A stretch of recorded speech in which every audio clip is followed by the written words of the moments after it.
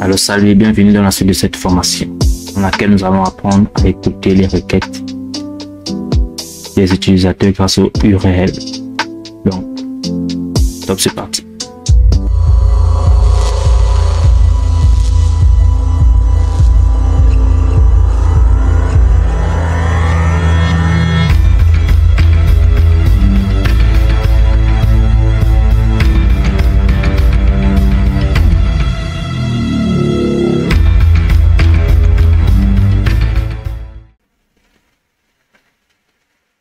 Alors, pour avoir accès à un site internet sur le web, on utilise ce qu'on appelle les URL.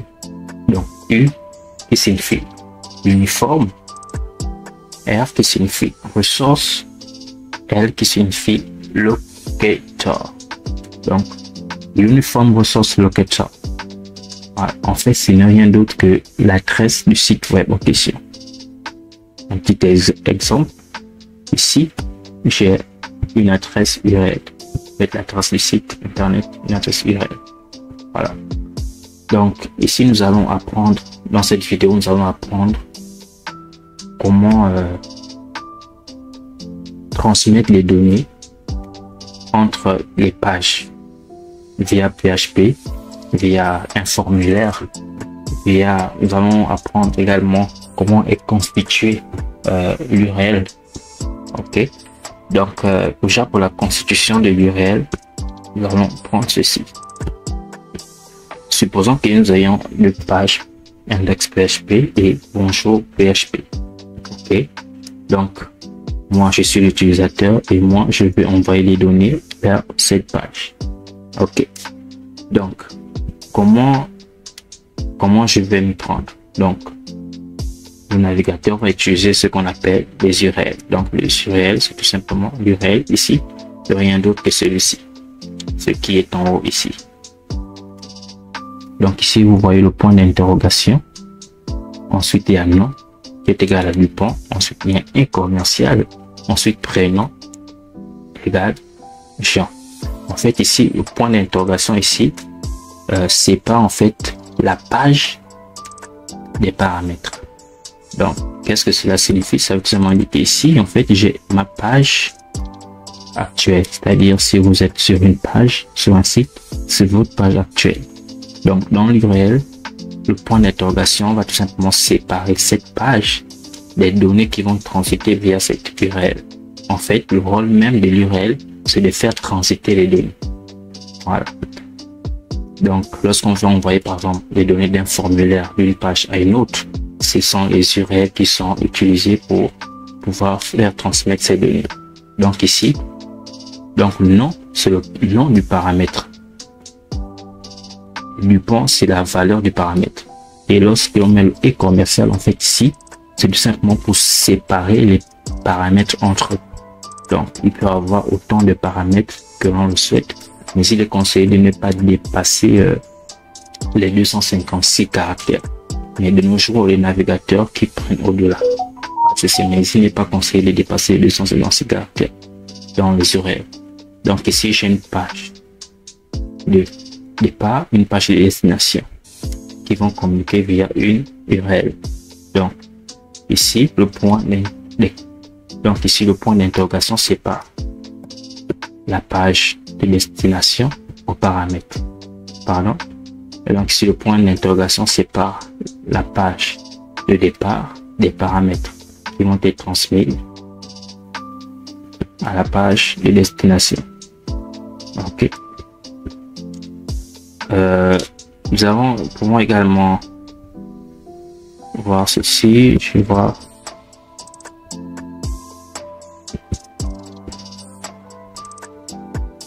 Voilà. Donc ici, nous avons en fait ici donc ici nous avons une URL, donc une URL classique, hein. HTTP, voilà, www mon site, voilà, bonjour. Donc bonjour ici c'est la page, le nom de la page en question, et donc nom c'est le nom du premier paramètre, et donc du pont c'est la valeur du premier paramètre. Donc ainsi de suite. Donc vous voyez que le point d'interrogation sépare, n'est-ce pas, le nom de la page, ou encore le nom du site, ou encore toute cette partie des paramètres qui vont être transmis. Ok, donc maintenant que cela est fait, nous allons essayer d'implémenter cela dans notre code. Donc ici, je me suis créé le fichier contact et submit contact. Ok, donc je vais déjà commencer par introduire mon code HTML. Donc je l'avais déjà codé pour ne pas que la vidéo soit tellement longue. Donc, je vais tout simplement prendre ça, ceci. Donc je l'avais déjà fait, j'avais également fait le CSS et tout le reste. Donc j'ai déjà fait le style là, donc je vais tout simplement venir ici et actualiser cela. Voilà. Donc ici j'avais déjà fait. Donc ici, supposons que nous ayons un formulaire. Voilà. Voici un formulaire. Donc en fait, lorsque nous allons cliquer sur ce formulaire, les données vont transiter via ici. Étant donné qu'ici, nous avons dit, lorsque nous avons conçu notre formulaire, nous avons mis comme action la page de destination avec la méthode get. Donc get ici va tout simplement permettre de récupérer les données dans la page de destination. Donc action. Ici je mets la page de destination et la méthode. Avec quelle méthode je vais récupérer les données? Avec la méthode get. Voilà. Donc dans les prochaines vidéos, je ferai également avec la méthode post. Mais entre les deux, il n'y a pas tellement de différence. C'est juste que l'autre est plus ou moins sécurisé que celle-ci. Donc si voilà, action, page de destination avec la méthode get. Et voilà, j'ai un email, un nom, un prénom, un message et enfin un bouton submit pour envoyer les données. Très bien. Donc ici, ce que je vais déjà faire, c'est de pouvoir voir ce que ça donne. Ok, je suppose que je vais mettre ceci, quelque chose. Hein.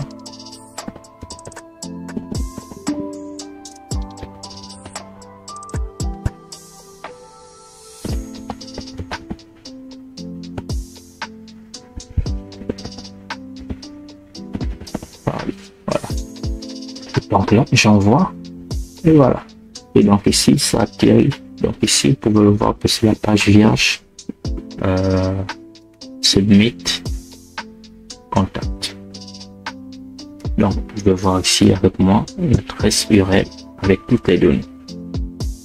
Donc comme nous l'avons vu, l'architecture de l'URL. Donc voyez ici. Donc ici, je suis en local, raison pour laquelle il n'y a pas d'HTTP. Donc ici, j'ai submit, voilà, vous voyez que il y a le point d'interrogation qui va séparer cette page des données qui vont être récupérées via la super variable globale. Donc le get nous allons utiliser. Alors ici, nous avons le nom, nous avons l'email, nous avons ce que j'ai entré, le nom qui est enseigné et vous voyez que chaque paramètre séparé par le et commercial. Voilà. Ok. Donc en fait, donc cette technique. Ok. Donc comment maintenant récupérer ces données? Donc je vais également mettre ce code. Je l'avais également fait. Je vais simplement prendre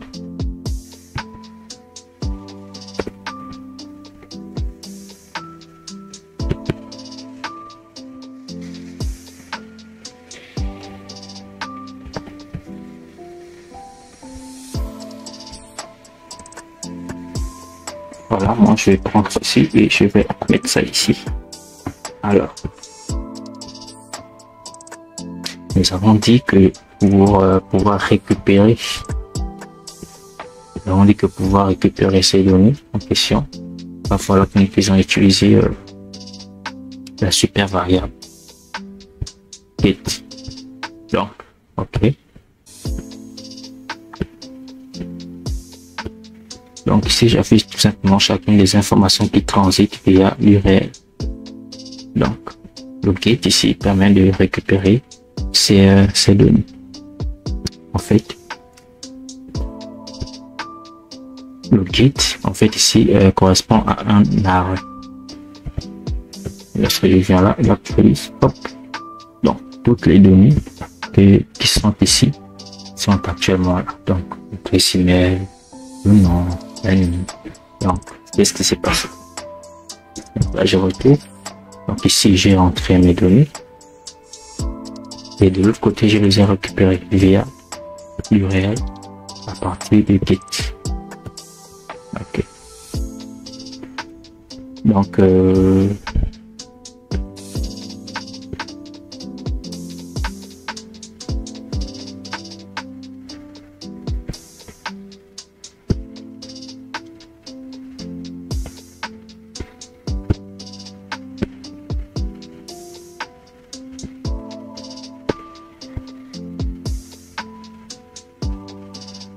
voilà, je vais mettre n'importe quoi pour lire.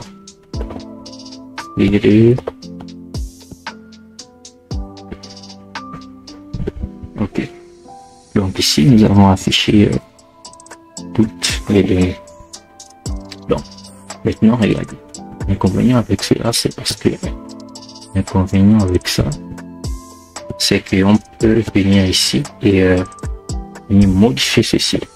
Donc, si je mets oh comme message, donc, et vous voyez, ça modifie automatiquement.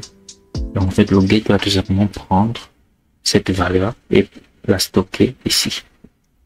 On peut le faire pour toutes les valeurs. Donc, c'est pas très sécurisé. N'importe quel utilisateur peut venir et modifier ces données.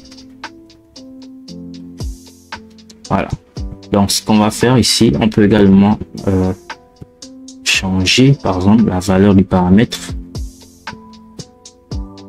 Ici, on peut changer la valeur du paramètre. Au lieu des messages, j'enlève E. Qu'est-ce qui se passe? Et donc là, ça va donner une erreur. Voilà. Donc, nous, ce qu'on va faire, c'est de vérifier d'abord avant.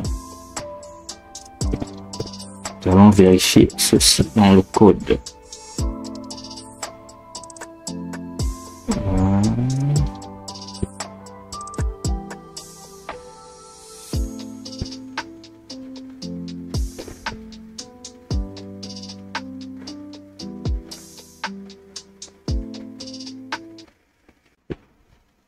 Voilà, donc nous allons déjà commencer par vérifier que les paramètres sont bel et bien existants. Donc ici, pour vérifier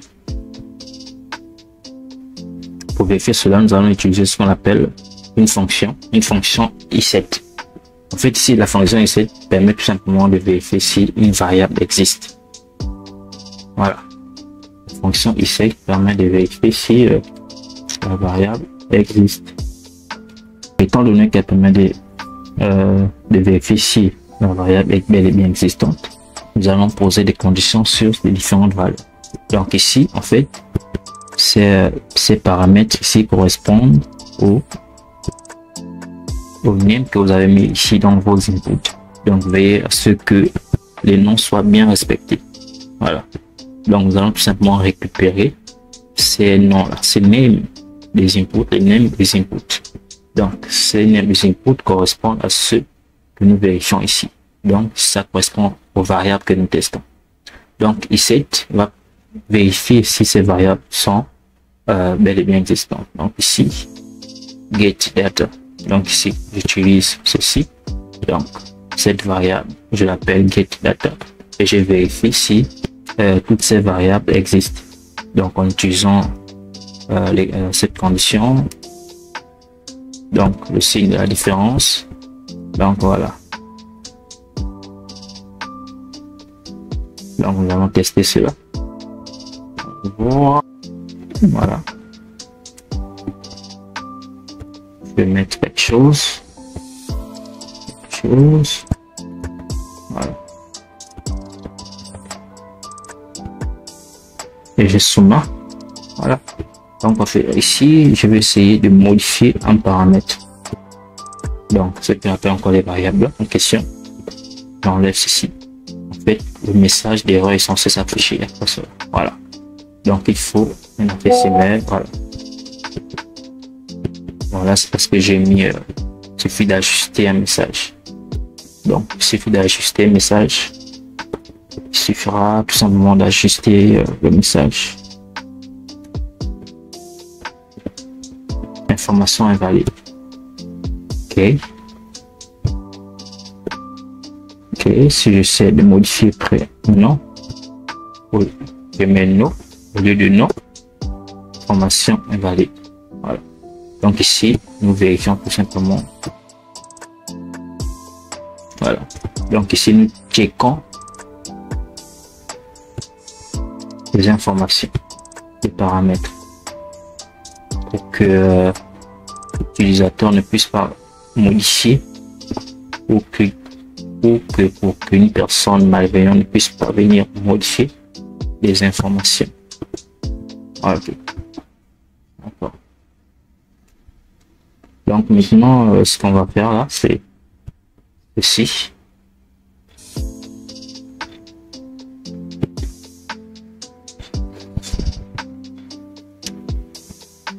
Maintenant que nous saisissons les informations, il va bien falloir que nous puissions tester pour voir si les informations que nous saisissons ne sont pas vides. Parce que là, par exemple, je peux saisir ceci. Voilà. Je peux saisir ceci. Ou pourquoi pas encore ceci. Et j'envoie. Et ben, ça passe. Tout simplement. Parce que nous n'avons pas mis les conditions sur les panneaux input. Donc ici, c'est un formulaire. Donc ici, c'est un formulaire incomplet. Donc là, il va falloir que nous puissions dire que l'utilisateur pourra valider ce formulaire si et seulement si tous les champs sont remplis. Et pour faire cela, nous allons faire cela tout de suite. Donc, pour ne pas que la vidéo soit très longue, je vais tout simplement couper le code que j'avais déjà collé. Je vais tout simplement prendre ceci. Voilà. Venir ici. Et je vais coller. Donc ici, pour pouvoir vérifier cela, nous allons utiliser, n'est-ce pas, bon, deux nouvelles fonctions, filter var et empty. Ok. Donc ici, filter var va tout simplement filtrer, n'est-ce pas, l'adresse que l'utilisateur aura rendue. Donc ici, filter var va tout simplement filtrer, comme son nom l'indique, l'information que l'utilisateur aurait rentrée. Voilà. Donc, et vérifier si elle est bel et bien valide. Donc, en faisant cela, on met le nom du paramètre ici. Ok. Donc, filter, empty, ce sont les fonctions. Voilà. Donc, les fonctions prennent des paramètres. Nous avons vu le chapitre sur les fonctions. Ok. Donc, empty ici va tout simplement vérifier si, n'est-ce pas, l'input en question n'a pas été validé en étant vide en fait. C'est-à-dire, si c'est vide, il y aura un message d'erreur. Donc ici, nous vérifions que l'email est bel et bien existant. Et voilà, nous testons ceci. Donc j'aurais bien pu mettre cela sur une seule ligne. On va voir ce que ça fait. Une seule ligne. Ok. Une seule ligne, ça tient bien.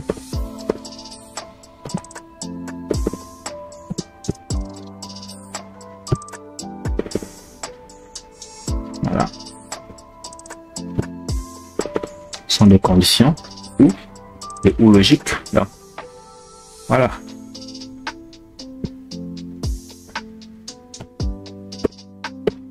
Voilà. Donc, on essaie les conditions avec les ou. Hein. Donc, le ou est reconnu pour sa flexibilité. C'est soit c'est un, soit c'est l'autre, soit c'est les deux. Donc, lorsque les deux sont faux, c'est considéré comme vrai. Si je ne dis pas n'importe quoi, lorsque 1 est faux, eh bien, l'autre prend le relais. Lorsque les deux sont faux ou vrai, eh bien, c'est vrai. Donc, voilà, ça va tester et puis nous allons voir ce que ça donne. Nous allons actualiser et nous allons essayer de soumettre quelque chose sans... Et donc, je vais envoyer. Ça se met à envoyer un message d'erreur. Formulaire incomplet. Voilà. Donc, étant donné qu'ici, on vérifie bel et bien si je rentre le nom et que j'envoie formulaire incomplet. Si je rentre ceci,